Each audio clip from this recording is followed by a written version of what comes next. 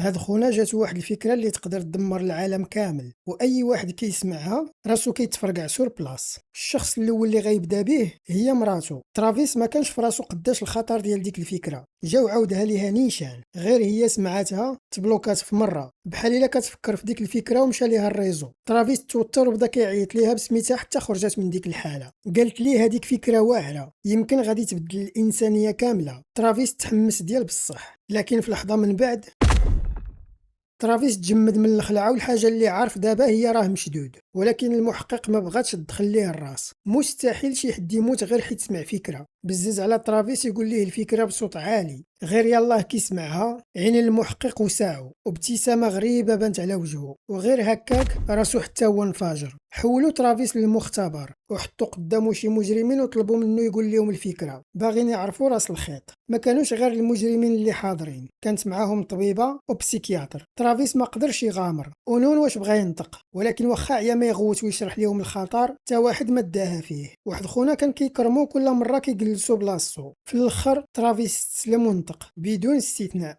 كاع اللي سمعها ولا بحال الا خرجت ليه الروح، وضحكة خفيفة بانت على وجه كل واحد فيهم. ومن بعدها الحكومة بدات كدرس هاد الحالة لمدة طويلة، ولكن ما لقات ليها حتى شي تخريجة. في الاخر بلا ما يحمقوا راسهم تلقوا ترافيس يمشي في حاله. ترافيس ما بقاش كيهضر على ديك الفكرة، ولا كيشرب النهار على خوه غير باش ينسى. واحد الليلة دخل واحد خونا للبار، كان يلاه خاطب وكثيرة فيه الهضرة، فرحان وخلص على كاع اللي في البار. شويه بان ليه ترافيس جالس في الركنه، مشى قصدو باش يشارك معاه الفرحه د الخطوبه. ملي سمع المحنه اللي كيدوز منها ترافيس ضرو راسو بغى يسمع الفكره بودنيه. ترافيس قال له سير فحالك حسن لك، يلا غتبدا حياتك الزوجيه وما كاين لاش ترونها على والو. خونا تفرشخ عليه بالضحك ويحسب ليه هذه خرافه كيخلع بها الدراري. قال ليه واش يحسب لك غنتيق هذا الشيء ديالك؟ ترافيس تعصب وعيا ما ينصح في هذا الحمق وما بغاش يدير بهضرته. شرب بعدا واحد الدقيقه وقال ليه الفكره دقه وحده. ملي سمعها راسو بدا كيدور. البارمان د البار ما بقاش عاقل على البلاصه فين كاين. ترافيس غطى على وجهه في حال تفرقعات شي حاجه، ولكن من بعد واحد المده ما وقع والو. شاف فيهم وعرف بلي هاد الجوج مازالين بخير وعلى خير. ترافيس وجهه رجع فيه الدم، واخيرا شي واحد غيفهمو. ولكن قبل ما يكمل هضرته البارمان داخ وبدا كيرجع للور. شويه تفرقع عليه راسو. خونا الاخر كان على شويه وغيسخف، لكن ترافيس كان فرحان. الا كان هاد خونا مازال حي يعني يمكن يخدموا على الفكره بجوج.